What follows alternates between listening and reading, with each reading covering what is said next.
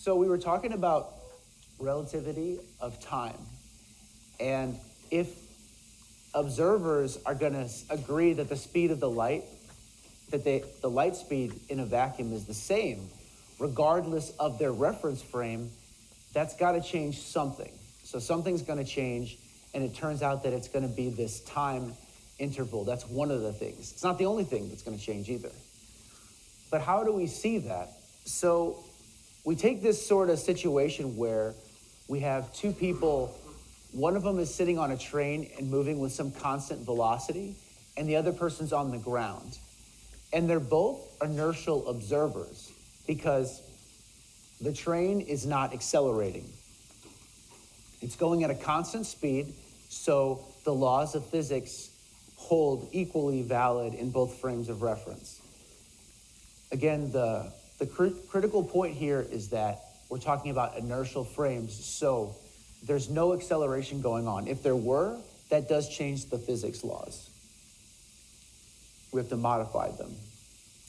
So we can derive a relationship between time intervals in different coordinate systems. We can consider a thought experiment. And as before, we've got a frame of reference, S prime, which moves along the common x prime axis with constant speed u relative to a frame S. So we talked about this, that u must be less than the speed of light.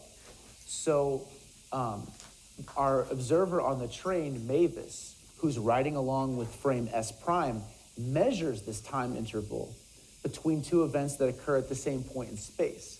Event one is when a flash of light from a light source O prime goes off, and event two is when the flash returns to O prime. So what we can do is we can send a light ray and we can reflect it off of a mirror, a distance d away, as shown in figure 37, this figure right here. So we've got this source of light and we're reflecting it off of a mirror. But remember, this light source is not just, we're not stationary here. We're moving with some velocity. So in the time that this light source goes from the source to the mirror and back again, it doesn't just follow this path. In certain reference frames, it follows a path that looks like a triangle because we're actually moving at some velocity there. So we can see that the time interval that it takes is delta t0 for this observer's time interval. So it's going to be called 2d over c. That's going to be our time interval. So delta t, the time elapsed, is 2d over the speed of light. So we can check and see that that does indeed have units of time. So d, where d is the distance that the light travels. I'll just do it. So we've got this d here, and it goes, it's emitted from the source. The light's emitted, bounces off the mirror, and goes back again. So in the frame of S prime, Mavis observes the light pulse emitted from a source at O prime. So this is their source. Mavis's source is O prime. And she observes it reflected back along the same line. So in her frame of reference, she can't tell whether she's moving or not. She just sees the light goes off, reflects back, it's done. So then the time interval for her is 2d over c, because the time that it takes to travel, since the speed of light is constant, if we know how far light travels, then we know how much time it took, because it's always the same. It's just a constant. So that becomes a simple problem to solve for. So then, but what about Stanley? Remember, Stanley was standing there on the ground. What does he measure for the same light pulse. So Stanley observes something different. See this picture here? This is kind of important. So this is what Mavis sees. Mavis is on the train. She sees it go up and down. She looks over to her left or right, over to her right, because the pulse is going off here.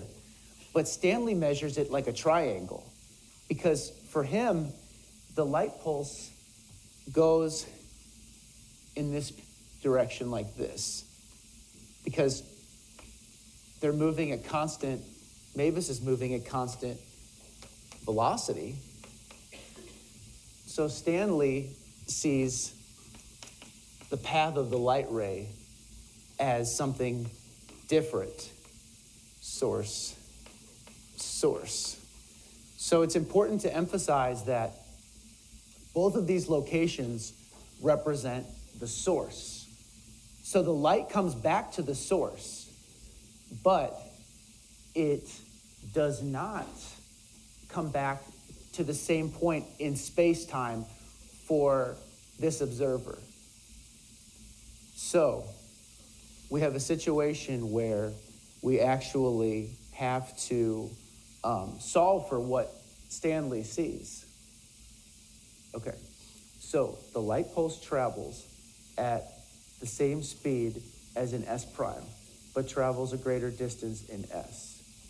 So the round trip measured by Stanley is a different time interval. How do we represent this time interval, delta t? Sir, hang up the phone. Okay. So, during the time, delta t, the source moves relative to S, a distance u delta t. In S prime, the round trip distance is 2d, perpendicular to the relative velocity. But the round trip distance in S is a longer distance. It's 2L, where L is equal to this root d squared plus u delta t over 2 squared. And I want everybody to get out a piece of paper and sketch this so that you can understand geometrically what's going on here, so that it makes sense. Because there's a lot going on in this little thought experiment here. We've got this u delta t, okay. And we've got, that represents a distance in Stanley's reference frame. So we've got to understand, how do we describe these two observers and what they see and how the time elapses? So the round trip distance is 2d and it's perpendicular to the relative velocity, but the round trip distance in S is longer. It's the longer distance, 2L. So L here is this. So we've got L here. We can make this into like a right triangle. And then we've got u delta t over 2. Okay? So now we have to solve for L. So we have the Pythagorean theorem here, and we've got D here. So this is the thing that relates the two frames. D. D is here and D is here.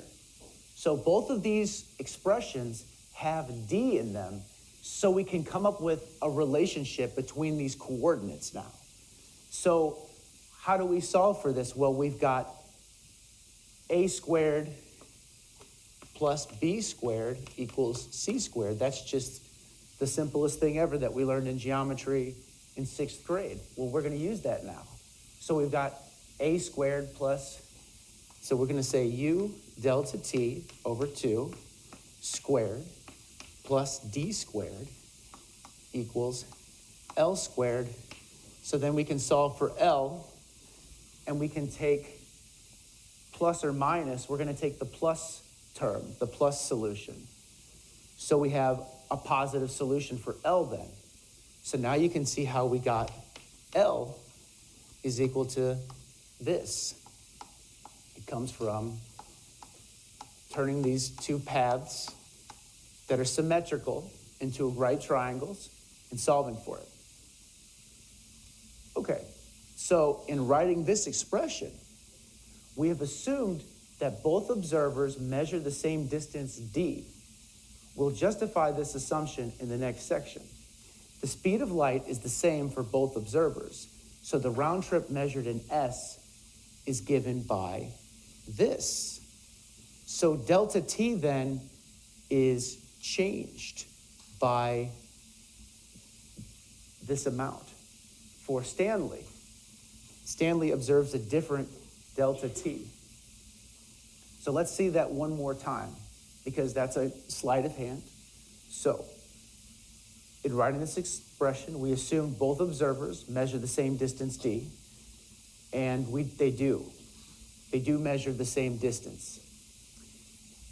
They don't necessarily measure the same distance in every direction, but in the perpendicular direction in which d is going, that they can agree upon.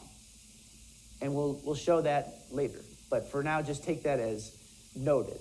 Okay, so then we can solve for delta t. Remember, we had a delta t for Mavis was simple, 2d over c. It's not so simple for Stanley. It's 2L over c. So why is it 2L over c? Because the light has to travel this L distance. So it's got to go here and here in Stanley's reference frame. And remember, we describe time in terms of units of the speed of light, because since the speed of light is constant for everybody, we can also treat it as a distance by simply dividing by the distance. The distance divided by the velocity, in other words, gives us the time. The units work out, and since it's universal, it works. So we have L expressed in terms of this expression for D, so we can express delta T in terms of a D as well, but it's going to be very different. So it's going to be this expression, 2L divided by C. So we just put a factor of 2 in front of there and divide by C. Okay, so 2L divided by C. And that's our T for Stanley. So we have delta T Stanley. Okay. So now we would like to have a relationship between delta T, and we'll call this delta T0 for Mavis's frame. That's independent of D. So to get this, we solve for this equation for D and substitute the result. So we can express in terms of D, we have an expression for D. It's related to here. So we have C delta T0 over 2 is equal to D. Comes right from here. Now all I have to do is take this expression and plug it into here for this one. So this is essentially what Albert Einstein did when he derived his special relativity. It turns out that it doesn't even require, this particular derivation doesn't even require any super advanced calculus. It just requires a little bit of imagination, playing around with ideas and seeing what you can get, and a little bit of algebra. So when you do that, you get this expression. So I can just C delta T over 2 squared. Okay, so we'll just plug that in. C delta T over 2 squared. And that's my passage of time, and it's not delta T, it's delta T naught. So remember, this delta T is the passage of time for whom? Mavis, correct. So we have the passage of time for Stanley in terms of the passage of time for Mavis. And notice that the passage of time for Stanley is not the same as the passage of time for Mavis. Delta T Stanley is not equal to delta T Mavis or delta T naught. If the two were equal, none of this stuff could be here. It would just be delta T 0. So there's some difference here. And then we can solve for delta T because notice we still have delta T in part of this function. It's not purely in terms of delta T. There's also a delta T mixed in here. So what we have to do is we have to get rid of this radical by squaring both sides. And then we have to move some stuff around. It's pretty straightforward. I mean, you just have to basically, you square this, okay? Put this, you square that, and then we get rid of this radical here because we squared that. We have to square this as well. So we have 4 over c squared. And then we just distribute this factor and move this delta t over, subtract it. So we have 2 terms involving delta t. And then we can solve for it. Since the quantity 1 minus u squared over c squared is less than 1, delta t is greater than delta t naught. So what we do here then is we actually write this term in terms of a relative velocity. So they factor out this term here, and they say that these two differences in speeds here, the relative velocity u here, that's going to be what matters. So u is the difference between the observer's speeds relative to the speed of light. So moving stuff around a little bit, we can solve for delta t and get it in terms of u and delta t naught. And that's what we get. So we have delta t is equal to delta t naught divided by 1 minus u squared over c squared. And that all comes from just working this out, this expression. Okay. So, yes.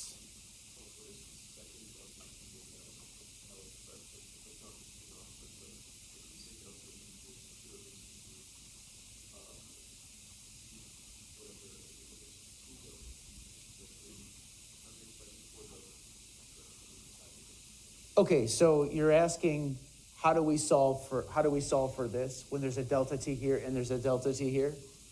Is that what you're asking about? Well, I didn't actually finish solving that. So I can solve it algebraically right now if you want me to. But you're asking what's the source of it? Where does it come? Yes, they are. So, okay, I see what you're saying. So I have this as delta t Stanley. So what I can do is, let's do this. That I see exactly what you're talking about. Does that make it clear? Yes. So this is delta ts, this is delta ts. You're right, I had it as Stanley, which looks like there's 3 times, there's not. So yes, so this is Stanley's time as well, and then I can solve for it. Yes. Okay. So, and then this needs to be squared, since I squared everything here. So that's squared. Okay. Does that look good? Okay, great. Thank you for that. So we've got, when we solve for it, so this is delta ts, and then this is Mavis's time. But then we just drop the subscript delta ts because we know that Stanley and Mavis are 2 different observers, and we just denote the 2 different times by this one. Yes. U is this, it came about in this expression, U delta T. So it's the relative velocity between the two observers? Because, okay, so that's a good question. So what this geometrically represents is this represents a path in time that light takes. This does. And this represents the path in time that the train takes. So the train is moving at some velocity relative to Stanley, u. If Stanley's not moving and the train is moving at u, then u is what? If the train is moving at 100 kilometers per hour, what is u then? 100 kilometers per hour. And just like the light, if we multiply the speed of light by a delta t, we're going to get it in the right units. So we've got this meters per second. That gives us units of distance here as well. So our units check out. So it's this. So what u delta t represents is it represents the relative distance that Mavis travels in Stanley's frame while the light is traveling. So while the light goes off, it bounces off of the mirror, the train has traveled some distance, u delta t, in Stanley's frame of reference. In Mavis's frame of reference, she doesn't know she's moving. She could say, I haven't moved any distance at all. But she has in Stanley's frame of reference. Okay, does that point make sense now? Okay, great. So we have all of our variables here. We solve for this in terms of delta TS by moving things over, factoring it, and we get this for delta T. Okay, so we can generalize this result. What if a particular frame of reference, two events occur at the same point in space? If these events are ticks of a clock, then this is the frame of reference at which the clock is at rest. So we call this the rest frame of the clock. There's only one frame of reference in which a clock is at rest, and there are infinitely many in which it is moving. What do they mean by that? What they mean by that is that in this situation, there's one frame of reference that's the rest frame, Mavis. She's not moving. Stanley's another reference frame where she is moving in that one. But then there could be somebody else walking this way, and they also are another observer where the clock is not at rest. The point is that you can always create an infinite number of different frames that are different, where there's different relative velocities. But there's only one frame of reference where the clock is perceived to be not in motion, and that's the rest frame.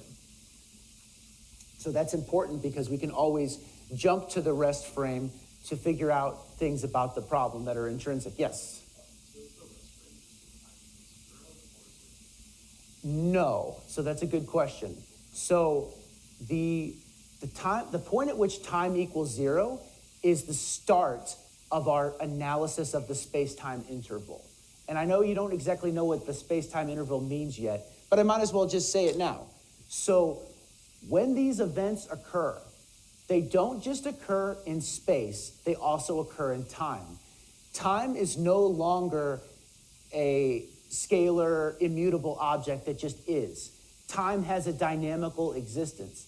Time plays a role as a vector in a sense. It's part of a space-time vector or a space-time interval.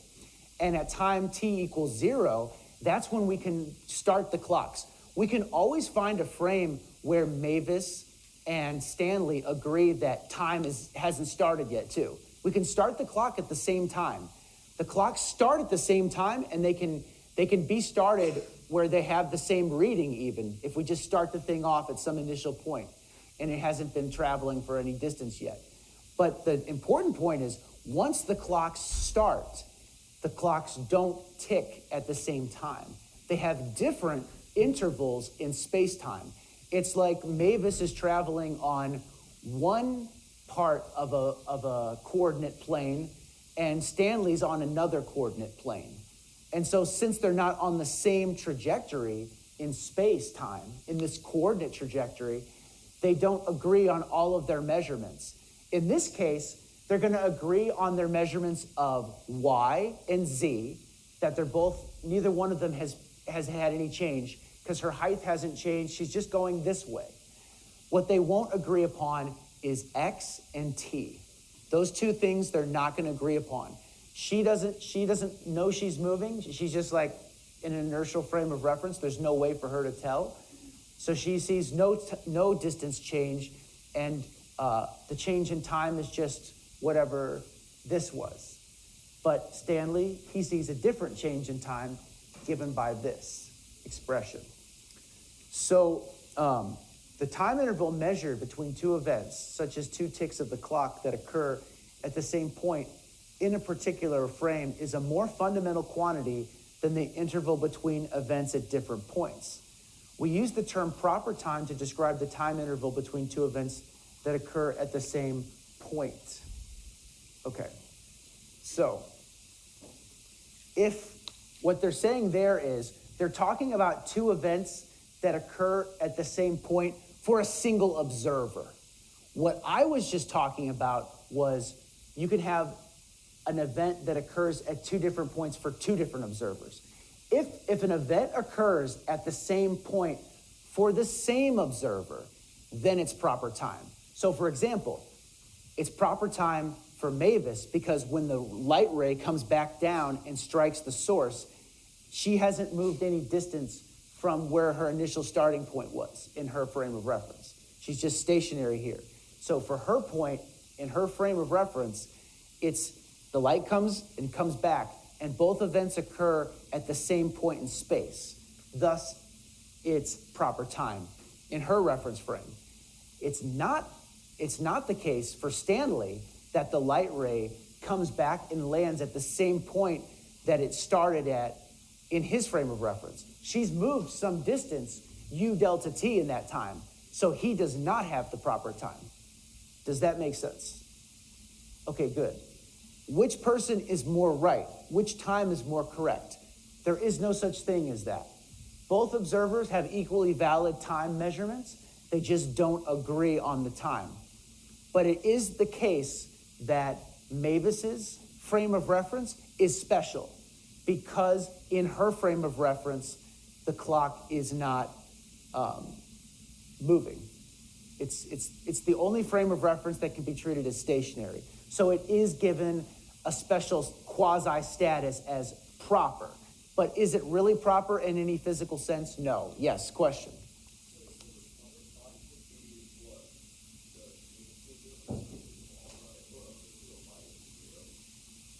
The proper time, let's work through this in a very rigorous way. So we have here that the proper time is the frame of reference in which the clock can be perceived to be stationary, right? Even though she's moving at constant speed, she can't tell because when you're moving at a constant velocity, you can't say whether you're at rest or whether you're in motion. But because she has no way to measure a change in distance, her position from the clock, from where she started and where she ends, is the same. The clock, or the source of the light, I should say, and the clock. They're both sitting there on the train with her, and their distances aren't changing. But for Stanley, the distance has changed. It was here, and then at some later time, it's all the way over here. Both the clock and the light source are at a different point in his frame of reference. Thus, is his time proper, yes or no? What do you think? No. Okay, correct. Is her time proper in this frame of reference? Yes. Okay, great. So now we have a clear definition for what we're going to consider. Yes.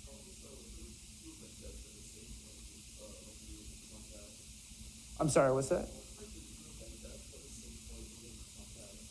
This is what it means. In this context, we use the term proper time to describe the time interval between two events that occur at the same point. It's the event of the light. The light comes up and it strikes again. And it occurs at the same point in whose frame of reference? Mavis's, right. So in her frame of reference, that event occurs at the same point. Thus, it's the proper time, but not in Stanley's. So his is not the proper time. Okay, so let delta t naught be the proper time between the two events. That is, the time is measured by an observer at rest in the frame in which the events occur at the same point.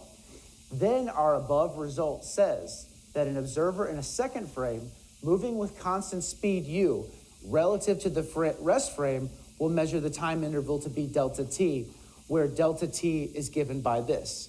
Okay, so we've got delta t is the time interval between the same events measured in the second frame of reference.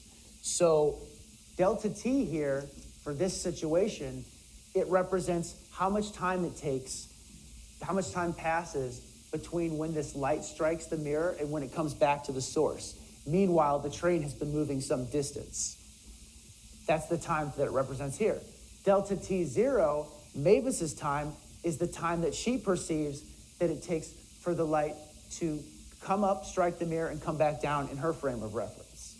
And u is the speed of the second frame relative to the rest frame. So he's at rest, she's moving at 100 kilometers per hour, whatever it is in kilometers per second, I don't know, but something like basically like 100 divided by, 3,600. So we have so many kilometers per second going on here.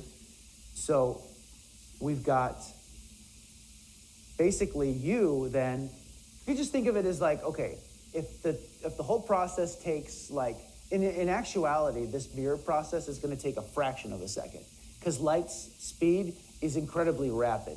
In fact, like if we did this experiment, delta t, you could figure this out really easily. You just take the speed of light. You'd have to shoot this mirror. It'd have to be like really far distance for us to even measure the difference in time with even the most sensitive clock. But the experiment works as a thought experiment. There technically is a difference in, how much time it takes for one observer versus the other. But you can tell that it's going to be incredibly small because, look, you have this velocity here. I mean, how fast are things going in our everyday experience? I don't know, 5 meters per second, something like that. So this is going to be tiny. It's going to almost look like the two times are exactly the same. So this isn't going to be something that's going to be easy to observe experimentally, but it has been observed with satellites. It took until the era of, I won't say space travel because we're not there yet, but satellites being launched in order for these types of things to be measured experimentally. But they have been with satellites. Okay, so we recall that no inertial observer can travel at u is equal to c. And we note that 1 minus u squared over c squared is imaginary for u greater than c. Thus, this equation gives sensible results only when u is less than c. So the denominator of equation 37.6 is always smaller than 1. So delta t is always larger than delta t0. Thus, we call this effect time dilation. So the time is always going to be longer for one observer than it is for the other. Delta t is always larger than delta t0 because this value is 1 minus this. So this passage of time, and what happens for a situation where you move at the speed of light? You get c squared, 1 minus c squared over c squared, 1 minus 1. It just becomes undefined, imaginary. Okay. So think of the pendulum clock that has 1 second between its ticks as measured by Mavis and the clock's rest frame. This is delta t0. If the clock's rest frame is moving relative to Stanley, he measures a time between ticks, delta t, that is longer than 1 second. So observers measure any clock to run slow if it moves relative to them. It's going to be measured to be going slower for them. And note that this conclusion is a direct result of the fact that the speed of light in a vacuum is the same in both frames of reference. So the only way to have the speed of light being the same in both frames of reference is for time to be passing slower in one frame than the other. And why do we feel comfortable saying that this crazy result is valid?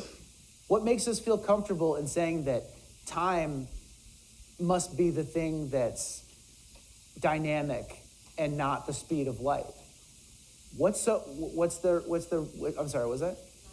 Yes. So because Maxwell's equations, because if the speed of light was variable, then we wouldn't have Maxwell's equations being obeyed properly in every frame of reference. The Maxwell's equations would change in some ways.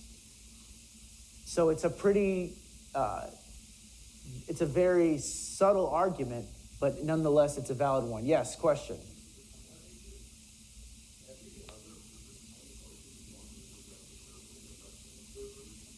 Yes. And you can see that if you plug in values here. Just plug in any value other than 0, and you're going to get a distance delta t is going to become less than delta t naught. Anything less than. So what would be actually? Let's test your understanding. The person just asked the question. What is it possible? Yeah. Is it possible for anybody else to have a delta t? Where would they be if they had a delta t that equaled delta t naught in this situation we were just talking about? Where would they be located in this occurrence? Like we've got a train passing, we got a person observing a train. If we had another observer who said, oh, my delta t is equal to delta t naught as well, where would that person be located in this frame? Yeah, well, okay, so just don't tell him the answer. Let him think about this for a second, since he want to rack his brain a little bit. Where would he be? Where would this person need to be located? Do I need to tell you the answer? Okay, they would need to be located on the train with Mavis. Yeah, because if they're located on the train, then their distance with respect to the events is also not changing. They're just standing there. Now, if they're walking on the train or doing something else, that's different. But as long as they're stationary too, yeah.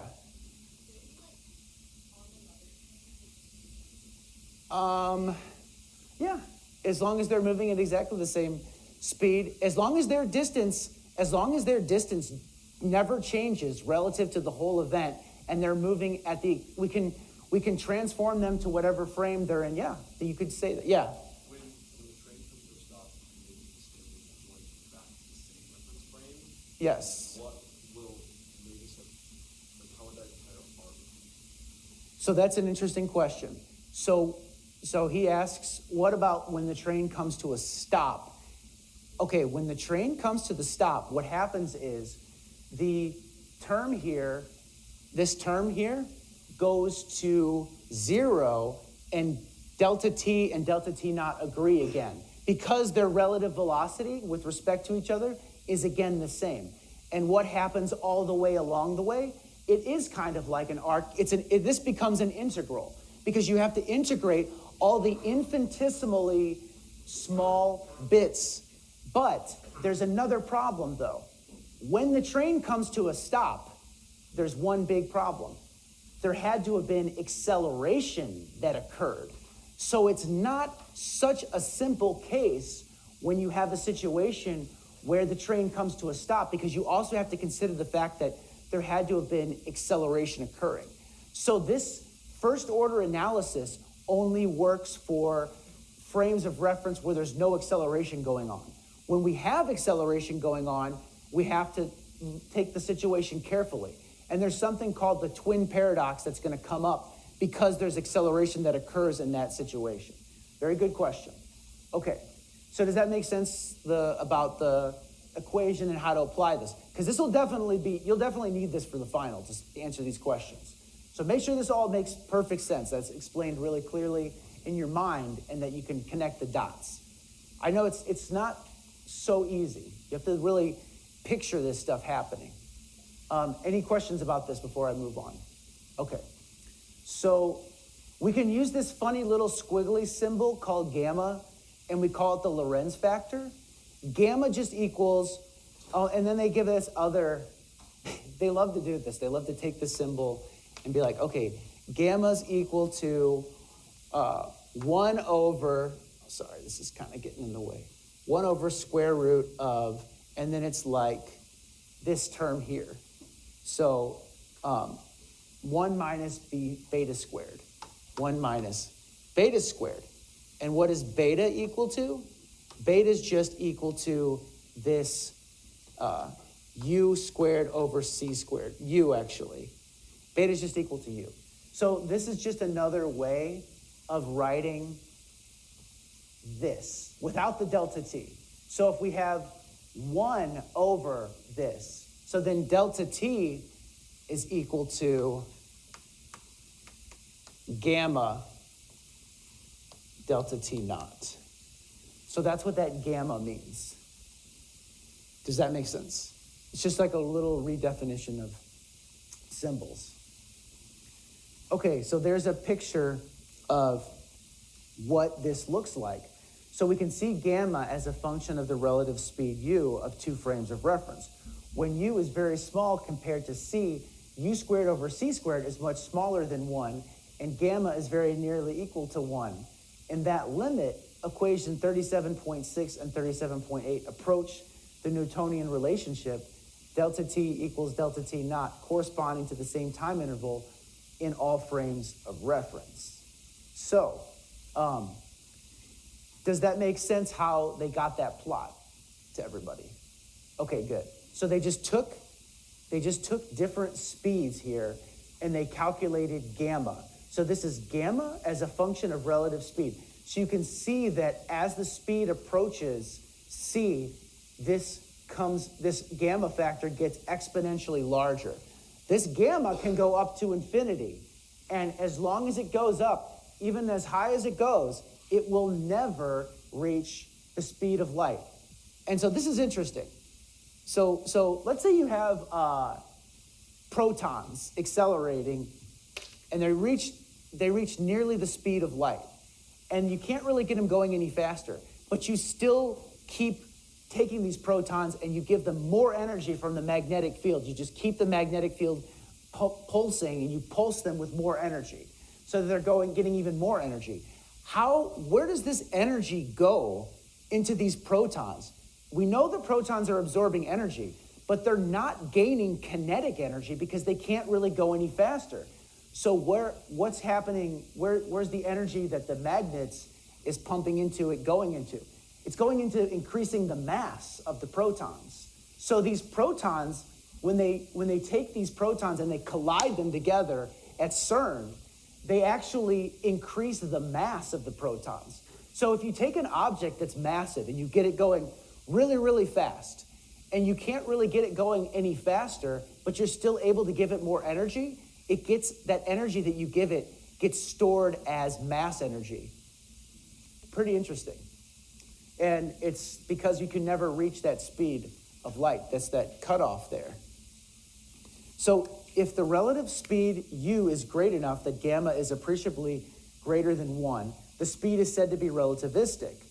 And if the difference between gamma and 1 is very small, the speed is non-relativistic. So if u is 0.2 times the speed of light, so 20% the speed of light, that's a relativistic speed. But anything going even as fast as our fastest rockets are sadly not relativistic.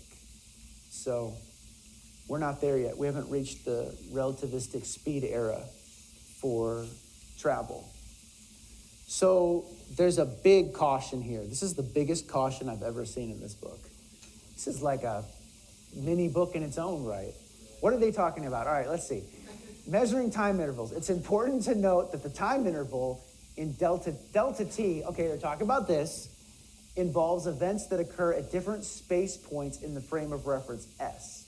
Note also that any differences between delta t and the proper time, delta t naught, are not caused by differences in times required for light to travel from those space points to an observer at rest in S. So we assume that our observer can correct for differences in light transit times, just as an astronomer who's observing the sun understands that an event seen now on Earth actually occurred 500 S ago on the sun's surface. Oh yeah, if it occurred on the sun's surface, that it would be 500 seconds ago. Okay, so the sunspots, because it takes 7 minutes for light to travel from the sun to the Earth, I think, something like that. Okay, alternatively, we can use two observers, one stationary at the location of the first event and the other at the second, each with his or her own clock. We can synchronize these clocks without difficulty as long as they are at rest in the same frame of reference. For example, we could send a light pulse simultaneously to the two clocks from a point midway between them. When the pulses arrive, the observers set their clocks to a prearranged time, but clocks that are synchronized in one frame of reference are not in general synchronized in any other frame. So that's a little bit confusing. You're gonna have to wrap your brain around that a little bit about synchronizing clocks and things like that. That's also, that little fact about time ticking at different times, that's actually got a name. It's called the problem of time, and it's one of the biggest problems in physics because when you treat, in quantum field theory, usually you work in one frame of reference, time frame of reference for the fields, and it's very difficult to formulate something that's consistent that has different clock times ticking. So yeah, this is still a problem today in physics, making this work mathematically. Okay, so in thought experiments, it's often helpful to imagine many observers with synchronized clocks at rest at various points in a particular frame of reference. We can picture a frame of reference as a coordinate grid with lots of synchronized clocks distributed around it. So imagine we have this grid of clocks. That's our time, right? That's a way of visualizing time as this coordinate space. It has a coordinate value. And you know what? This is kind of a cool way to think about this. I was thinking about this one day. So like, imagine you have like a sheet of graph paper, okay? You won't see this in the book. This is just like my own little, I haven't rigorously tested this, but I think this is okay to think about just like in an intuitive sense. Okay, so let's say I have a sheet of graph paper here. And let's say I have some time passage and I'm stationary. So I start a clock and I just say that I have this little arrow that starts and it represents like the distance that light has traveled in some time. If I have the same sheet of graph paper, and it has the same, let's say that the grids even have the same distances. I didn't draw it that way, but just imagine that they have the same distances, okay? But then imagine that this grid of paper flies across this sheet of graph paper and it has some constant velocity relative to it. And then it measures the length of this same arrow, but on its grid. It's gonna cover a different distance, isn't it? Because it's moving at some v, so it's passing, there's not an agreement there between these two measurements here. You can sort of think of this geometrically as kind of the same idea, except that with the in this case with the relativity, it's not quite that simple because we have like this sort of triangle with a hypotenuse, but instead of the hypotenuse being the largest length, it's the shortest length in space-time. And we can show that maybe if we had time, if we actually delve into the geometry of space-time.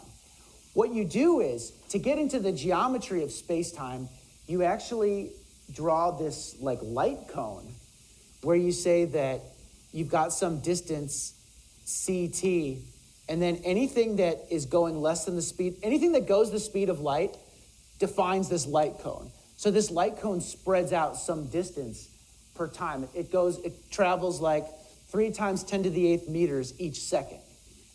everything that it opens up, right? It creates this light cone.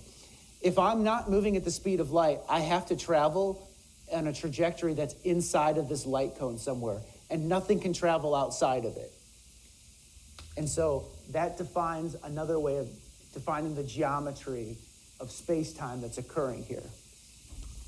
Don't worry about this too much. The stuff I just did the last couple minutes, that's not going to be on the exam or anything like that. But it's just sort of like helps to visualize what's really going on here. Okay, so we imagine this grid of three-dimensional clocks going on here. And there's identical planes of clocks that lie in front of and behind the page, connected by grid lines perpendicular to the page. So we've got a frame of reference pictured as a coordinate system with a grid of synchronized clocks. Okay, tell you what, let's do a 5-minute break really quick. Give everybody a chance to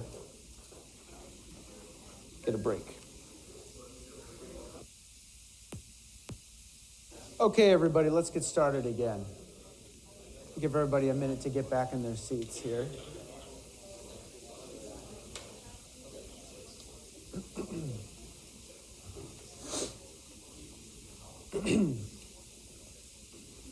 Okay, so throughout this chapter, we're going to use phrases like Stanley observes Mavis passes the point x equals 5 meters, y 0, z equals 0 at time 2 seconds. Like when we had the train going along the x-axis here. This means that Stanley is using a grid of clocks in his frame of reference, like the grid shown in this figure here, to record the time of an event. We could restate the phrase as when Mavis passes the point x equals 5, y equals 0, z equals 0, the clock at that location in Stanley's frame of reference reads 2 seconds. But we're going to avoid using phrases like Stanley sees that Mavis is at a certain point at a certain time, because there is a time delay for light to travel to Stanley's eye from the position of an event. Okay, so let's do an example. Let's test your relativistic ability for solving problems. High energy subatomic particles coming from space interact with atoms in the Earth's upper atmosphere. In some cases, they produce unstable particles called muons.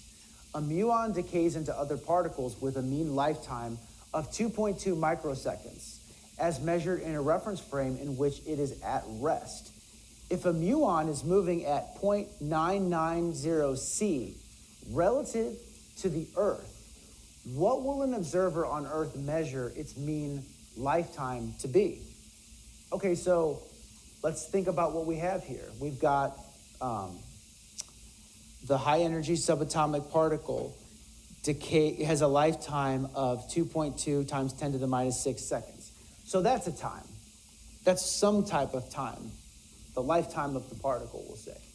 So there's going to be a frame of reference where that's the case. But there's also going to be other frames of reference too. There's an infinite number of them, in fact. So we've got this 2.2 times 10 to the minus 6. What will an observer on Earth measure the muon's mean lifetime to be? So we've got delta t equals 2.2 times 10 to the minus 6 seconds. Now, we've got an observer on Earth measuring something, and that's what we're going to solve for. But we have to figure out something. Which one is delta t and which one is delta t not? Because if I get this wrong, I'm going to get the wrong answer. I can't just plug in whichever one I want here. It's going to be, one of them is going to be different than the other.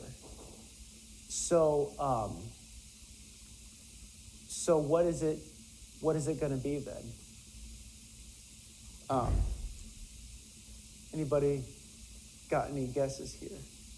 If it's moving at point, and it's moving relative to the Earth at 0.9 I think it was, yeah. So 99% the speed of light. So it's going at this. So we have its relative speed and we have its time. What do you think? Which one is it going to be? Yes. Which one at rest? Which one is the time at rest? Which one is the rest frame? Which one do we use? You think it's T naught? Okay, great. So let's see. So is it T naught? So for the proper time, so here it says, yes, correct. Because we know how long it survives in its frame of reference, but that's its proper time. It's also got a different survival time in the Earth observer's frame of reference. Does that make sense how we came to that conclusion? Or is it a little bit confusing? Okay, not too bad? All right then. So the muon's lifetime is the time interval between two events, the production of the muon and its subsequent decay.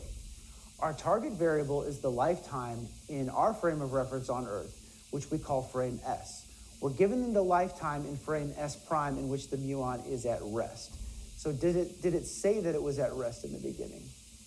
As measured in reference frame in which is at rest. Okay, good. So it was very straightforward. Sometimes you get problems like these where they don't tell you and you have to figure it out. So that's good that they were clear about that. Okay, good. So we know exactly that we're going to do. We're going to use this formula now and we're going to see how long it survives. So it's going to be, so this is delta T naught. And then we're going to have the Earth observer, we're going to observe it to survive for 2.2 times 10 to the minus 6 seconds divided by square root of 1 minus 0.990 squared. Okay, so what does that give us for how long? 15.6 microseconds. So this is interesting because this particle survives longer than it does in the particle's reference frame. So that means that the distances that it's traveling must be different too, because it has more time to travel more distance in our frame of reference than it does in its frame of reference. So that's pretty weird. We know that because we know that we can measure distances by how much time has elapsed and the velocity that something is going. So what that means is that this particle, not only does it survive longer, it has a longer lifetime in our reference frame by a factor of like 7, a little over 7 times longer. But it also has a different distance it travels. It travels further in our frame of reference. So it predicts that the mean lifetime of the muon in the Earth frame is about 7 times longer, and it's been verified experimentally. And this apparently was the first confirmation of the time dilation formula. So when they started figuring out how to look at the subatomic particles traveling through Earth's atmosphere, they figured out ways to trace particle trajectories in these things called bubble chambers and cloud chambers, which basically what happens is that the subatomic particle leaves behind a track. It doesn't survive very long, but it's like you look at its paw prints in the snow, essentially. And you can do that with clouds and things in the atmosphere. Certain subatomic particles, they don't exist long enough to be seen with a clock because it's like, this is a tiny interval of time. We don't have clocks that sensitive to say, oh, it's here, now it's gone. But we look and we say, hey, look, we can see how long its path was, therefore we can infer its lifetime. But when they looked at the lifetime of these particles, the tracks were much longer in the atmosphere than they were correspondingly in these bubble chambers. We knew it was the same particle because it had the same signature. It had the same, like, quote unquote paw print in the snow. So we knew that it was a muon, right? But they didn't see the same distance traveled, so we knew that it had a different lifetime depending upon which observer was looking for it. And it doesn't explain how they did that exactly, but that's essentially how they did it. They used these brilliant experiments in bubble chambers and cloud chambers to figure out what these particles do and the signatures they leave behind, and then they could measure their lifetimes that way. Okay, next problem. Airplane flies from San Francisco to New York about 4,800 kilometers, or 4.8 times 10 to the 6 meters, at a steady speed of 300 meters per second. How much time does the trip take as measured by an observer on the ground? And then how long does it take by an observer on the plane? Okay, so we have these two different things. So as measured in S, the two events occur at different positions, San Francisco and New York. So the time interval measured by ground observers, delta t, corresponds to this. We just divide by the distance of the relative speed. So we've got this distance traveled of 4.8 times 10 to the 6th meters, and that's divided by 300 meters per second. So then we get 1.6 times 10 to the 4th seconds, so about 4.5 hours. So we've got our delta t there. So can erase this. Got a new problem. Delta t is about 1.6 times 10 to the 4th seconds. And we just do that simple, distance divided by velocity calculation. So now we have to figure out, in the airplane's frame, S prime, San Francisco and New York passing under the plane occur at the same point, the position of the plane. Hence, the time interval in the airplane is the proper time, corresponding to T naught. So we have the proper time is going to be the time in the airplane. Now they're going to find this u squared over c squared factor that comes about from this equation. So they just calculate this explicitly because it's a little bit easier than plugging all these numbers into this big long formula. So they're going to say, okay, u squared over c squared, 300 meters per second squared divided by 3 times 10 to the 8th meters per second squared gives this 1 times 10 to the minus 12 factor. So beta is tiny. This factor is like, so it's gamma is equal to square root of 1 minus this u squared over c squared, which is 1 times 10 to the minus 12. So this is a really, really small.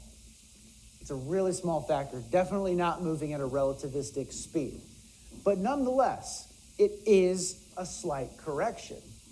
So I've got my gamma factor here, and I've got my delta t. I know what delta t naught is. Or no, I know what delta t is. So I can multiply delta t by this to get my delta t naught. So I just have gamma. So delta t is equal to gamma delta t naught. And then gamma is just this 1 over fraction. So I have this divided by gamma is equal to delta t. So what does that look like? Well, that looks like this. So we have, let me erase this here. So delta t naught then is equal to delta t, which we solved for. It's 1.6 times 10 to the 4 seconds. That multiplied by, move this over to the other side, multiplied by this, square root of 1 minus 1 times 10 to the minus 12. So it's like barely any difference.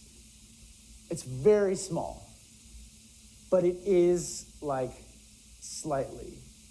So we can approximate this. So it's going to be like 1 minus some tiny corrective fraction. So the change in time is less than 1 part in 10 to the 12. So this is so small of a correction that you might not even be able to do it on all calculators. But you could do it, So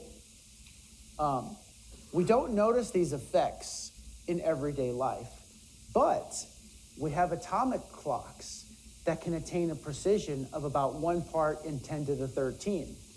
And a cesium clock traveling a long distance in an airliner has been used to measure this effect and verify 37.6, even at speeds much less than the speed of light.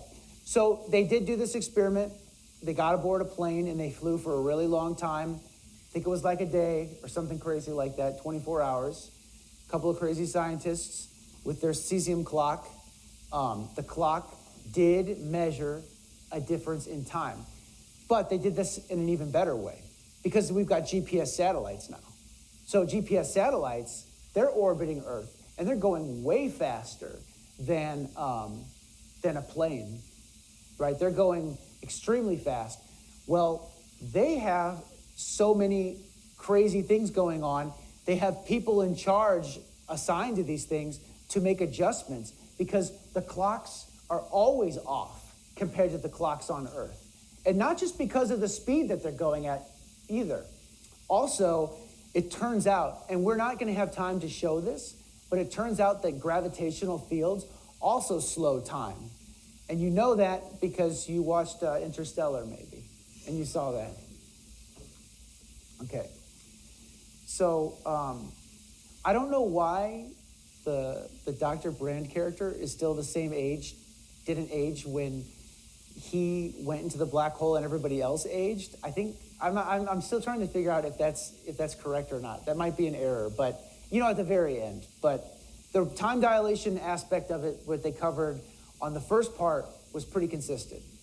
I think they got that pretty well when they land on that water planet.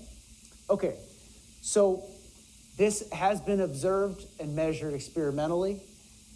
Is it the final answer on time? Who knows? We haven't solved the problem of time yet. We don't have a quantum answer for time. But for what we know, as far as we know, this is pretty good. We know that time is relative, and it's been measured experimentally. Okay, so I think we have time to do this one too. Mavis boards a spaceship and then zips past Stanley on Earth at a relative speed of 0.6 times the speed of light. At the instant she passes him, they both start timers. A short time later, Stanley measures that Mavis has traveled 9 times 10 to the 7 meters beyond him and is passing a space station. What does Stanley's timer read as she passes the space station? And what does Mavis's time read? So we're going to compare how their clocks have changed since she took off in her spaceship. Then for part B, Stanley starts to blink just as Mavis flies past him. And Mavis measures that the blink takes 0.4 seconds from beginning to end. According to Stanley, what is the duration of his blink? Okay, so first we're going to look the two events. Mavis is passing the Earth, and the space station occur at different positions in Stanley's frame, but at the same position in Mavis's frame. Thus, Stanley measures the time interval, delta t, while Mavis measures the proper time, delta t naught. As measured by Stanley, Mavis moves at 0.6 times the speed of light and travels this far in this duration of time. So Mavis's timer reads an elapsed time of this. We've got half a second times this relativistic correction factor that gives us 0.4 seconds. Okay, so since Stanley measures 0.5 seconds elapsed on his timer, but only 0.4 seconds elapsed on Mavis's timer, Stanley concludes that Mavis's timer runs slow. So in Stanley's frame of reference, then, this clock of Mavis's is not ticking at the same speed as his. And they could be the same clock, okay? So that means that what's kind of amazing about this is that means that every physical process in the universe is relative. So we learned about like entropy and heat processes and all these things that just happen naturally, and there's only one direction for the process to go and everything else. But it turns out that even with all that being true, depending upon your frame of reference, you won't measure that process happening at the same rate, which is kind of like mind-boggling if you think about it. And you can see why like so many people had a hard time accepting this crazy idea that time passes differently for different observers. Because first of all, you need really good measurements, which they didn't have in his time. And you also need really good, like a really good explanation for how the heck could this be possible? And then that means that there's no universal time for anything. Well, then what even defines time itself? What even makes it? What even makes time? What is time? These are all questions that still lack a full answer. All we can say is that the passage of time for different observers is relative. What time actually is, we can't say. We don't get any answers for that. But anyway, we can do part B now. So it's tempting to say that the blink lasts 5 seconds in his frame, but it's wrong. Because now we're considering a different pair of events than in part A. The start and finish of Stanley's blink occur at the same point in his frame, but at different positions in Mavis's frame. So they tried to trick you there. They switched proper times. The blink is different. He's got the proper time for the blink, not her. So we can't use the same delta t as we used in the first part of the problem. Does that make sense to everybody? Do you see how they pulled that quick little switch there? Okay, so that's it. So it's important to remember the person who's the proper observer, the delta t naught, they have to be in that frame of reference where the clock is not changing for them. And the clock is stationary for him, but not for her.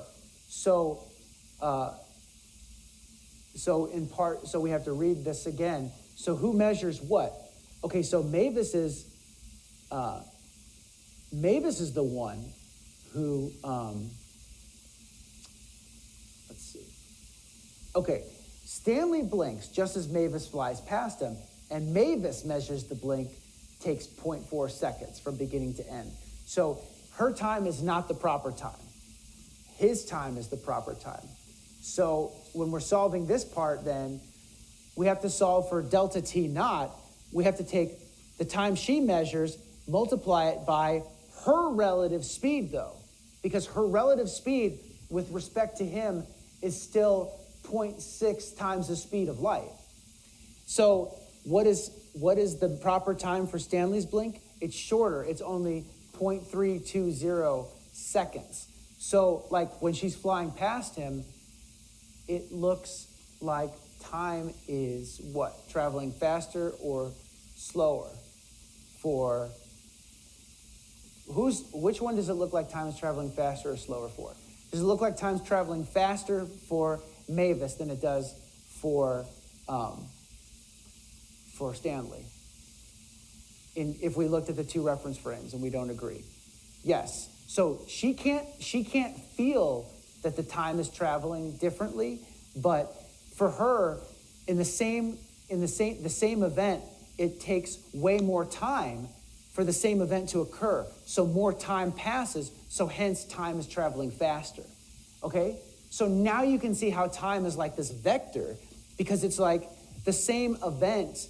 It's like a ruler almost, like a time measurement where the ruler doesn't agree. The two lengths are different in time.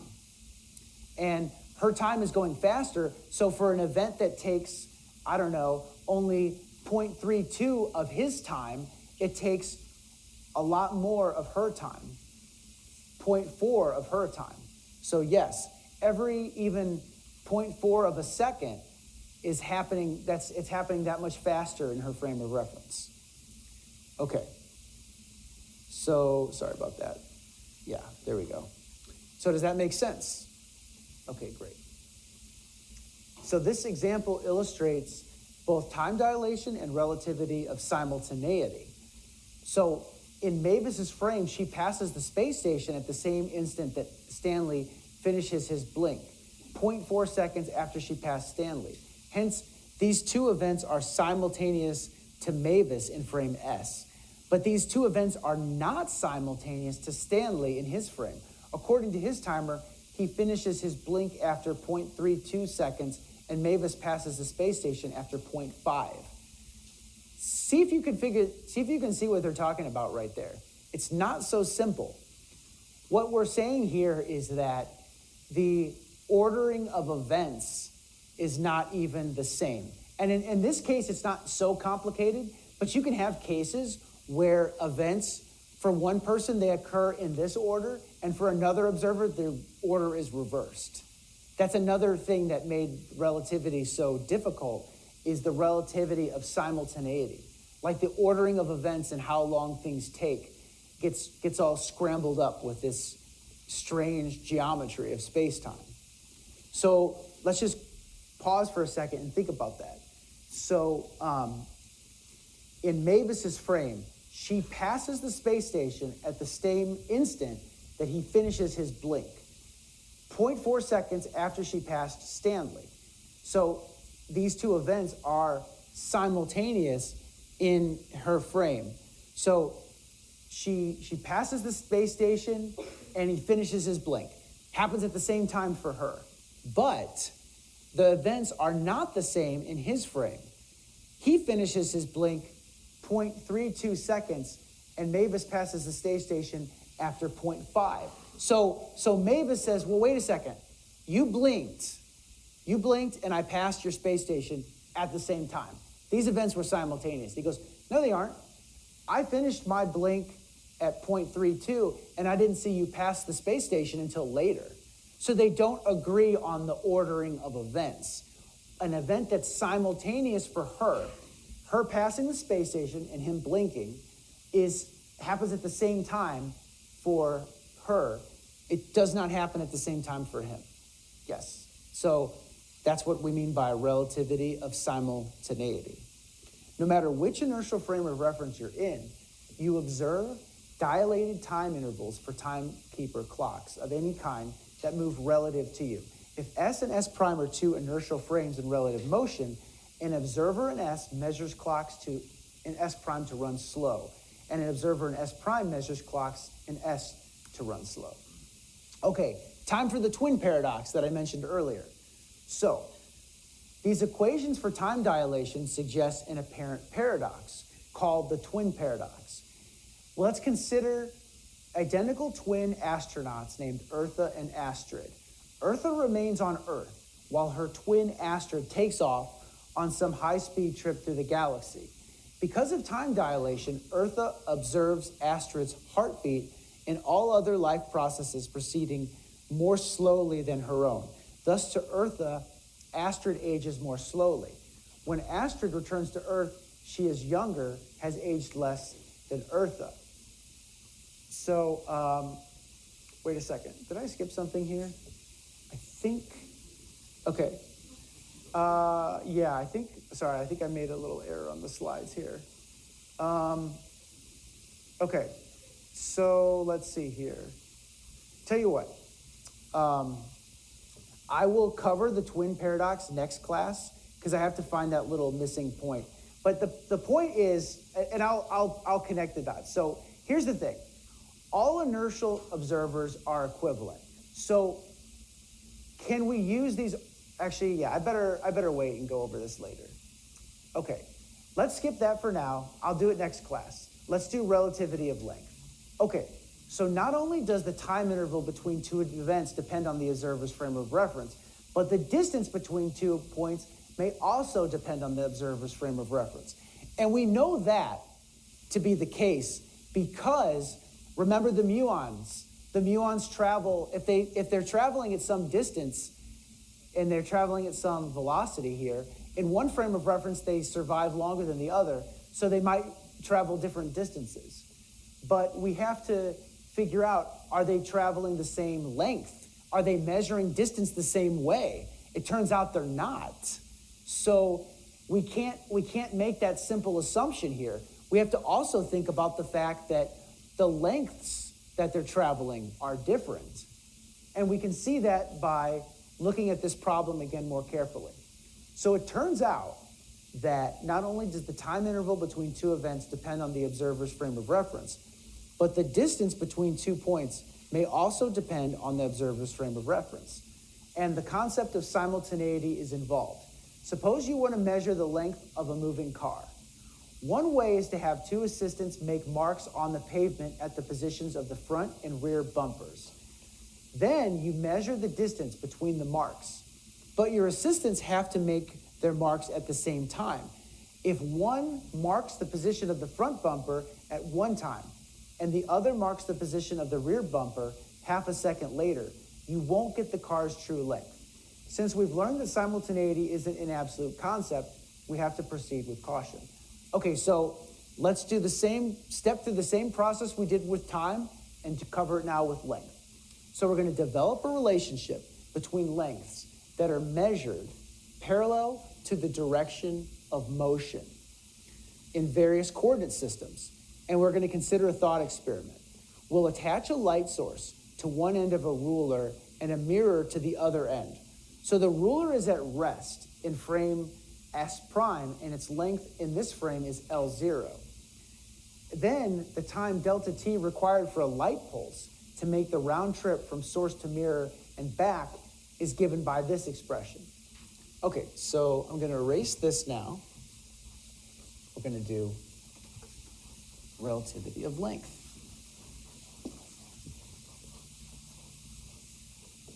So we've got this time delta t naught that's going to be equal to 2 times the length divided by c. So let's see if we can get a figure for this. Okay, so we've got Mavis again. She's stationary, and it's got, this ruler has some length here. So I'll draw out this ruler. It's got some length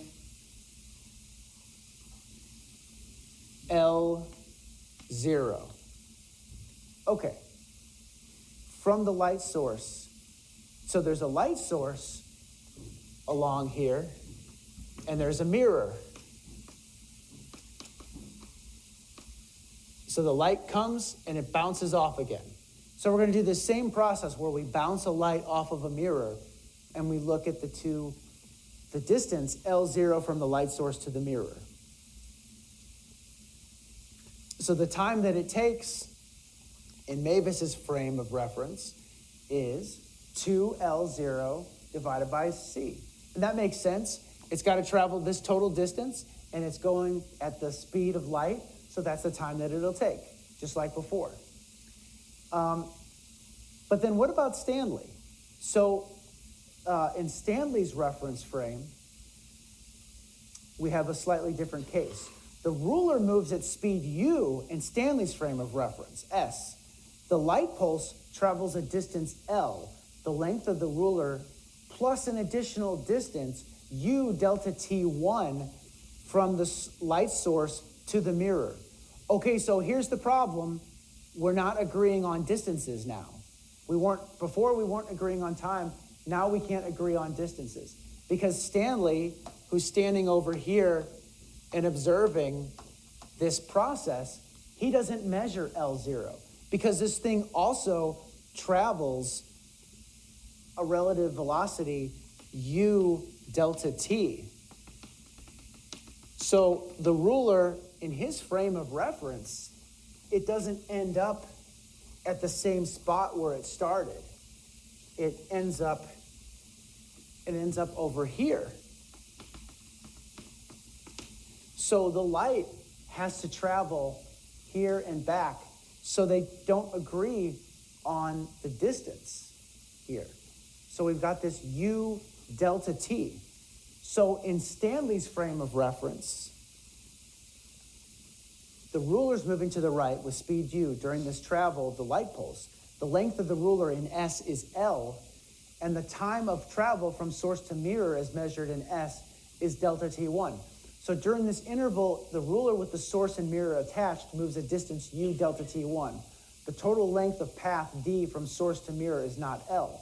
It's going to be L plus u delta t1. So L is going to be L0 plus u delta t. Okay. So the light pulse travels with speed c. So it's also true that d is equal to c delta t1. So d has to be equal to, so let's see here. Let me go back. Okay, so that actually needs to be d, not L.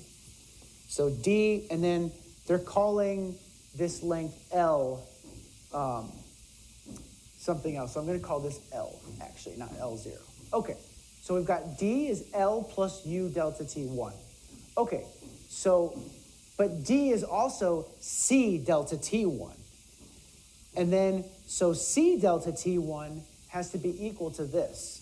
So we have c delta t1 equal to that equation there. And then we can solve for delta t1, and we get delta t1 is simply going to be, so we factor this out. So move this over. So we've got minus u delta t1 plus this. That's going to be L. And then we can do delta t1 minus u plus c equals L. We just divide this out. Minus u plus c. And then we've got our expression for delta t1. Okay, so delta t1 is equal to L over minus u plus c. But then dividing the distance L by c minus u does not mean that the light travels with speed c minus u. It just means that the distance the pulse travels in s is greater than L. So in the same way, we can show that the time delta t2 for the return trip from the mirror to the source is this. Delta t2 is going to be LC plus u because it's going in the opposite sense. So just to illustrate here, we've got our length here is one thing on the train. Then we're seeing that Stanley sees a different length that the light travels.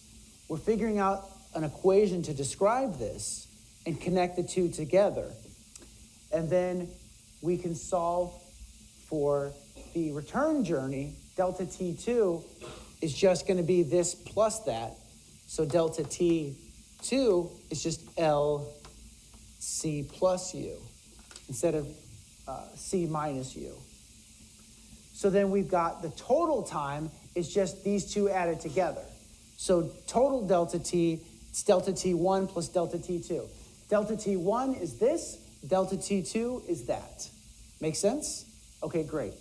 So we've got delta t then. So delta t1 plus delta t2. And then I've got, so it's going to be 2L over, so 2L, and then I'm going to erase that and make some space here, divided by C times 1 minus u squared over c squared. So we can see the same kind of factor where the velocity with respect to the speed of light is introduced. We also know that delta t and delta t naught are related by 37.6 because delta t naught is a proper time in S prime. Thus, for the round trip in the rest frame S prime of the ruler, the round trip then becomes this. So we have 2 times L0 over C. So that's our expression for the reference for the time that it took for that. That's going to be equal to, and then we just used our formula from the time dilation, the time change, and then to get our expression to relate the two together. So doing that, then we're going to get the following equation. Okay, so we've got our delta t naught. We can relate it to delta t, which we solved for here. So we found the two. So then delta T naught is equal to gamma times delta T, or we can just have it that we know what delta T naught is, 2L0 over C in this particular problem. And then so that's going to be equal to delta T times this gamma factor. So 1 minus U squared over C squared. Okay, simple enough. But then this gives us a way to combine for the lengths of L and L0, because we have an expression that describes L in terms of delta T. So we have delta T described in terms of L, and we also have it described in terms of L0. So we can relate L to L0.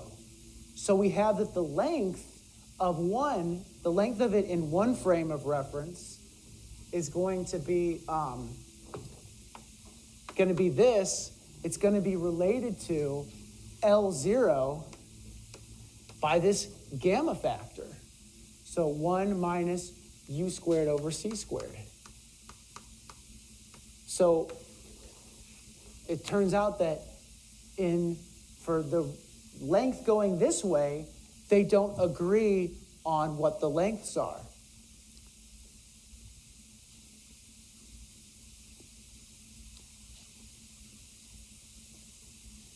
So it's not an optical illusion. The ruler really is shorter in reference frame S than it is in S prime. A length measured in the frame in which the object is at rest is called the proper length. Thus, L0 is a proper length in S, and the length measured in any other frame moving relative to S prime is less than L0. So this effect is called length contraction. When U is very small compared to C, gamma approaches 1. So you aren't going to see this in normal speeds. You're only going to see it going really fast. If U is a reasonable fraction of C, the quantity can be appreciably less than 1. Then L can be substantially smaller than L0, and the effects of length contraction are significant. So here's an example. We've got these electrons, particle accelerators, and they're traveling at SLAC near Stanford. So they're only going by slower than the speed of light by 10 centimeters per second. As measured in the reference frame of such an electron, the beam line, which extends from the top of this photograph, is only 8 centimeters long. So in the reference frame of the electron, it goes a tiny distance. So you can see here that space travel, if we actually ever do have space travel, it's going to be pretty strange, because like at relativistic speeds, I should say, we have space travel, but like not just to like the moon or like Mars if it takes like years. We're talking about like if we're going fast like these electrons, it's going to be very strange, because we're not just going to have changing times, but we're also going to we can't agree on how far something was that we traveled. So the electron thinks it only traveled 8 centimeters, when you can see here, this picture doesn't even cover the whole distance that it travels. This is miles, at least a couple miles, it looks like, at least a mile. Okay, so this equation that we derived here is for lengths measured in the direction parallel to the relative motion of two frames of reference. There's also lengths that are measured perpendicular to the direction of motion, and they're not contracted. So what that means is, remember that the shape of an object has to do with its measurements in 3 directions, and it has a volume. So that means that when you have this contraction, objects don't maintain their same volume even. So when you look at somebody and they're traveling at a relativistic speed, they're gonna look squished, right? Or something. They're gonna have a different shape to them. They're gonna appear, their volume isn't gonna be preserved. So we have a relativity of volume, but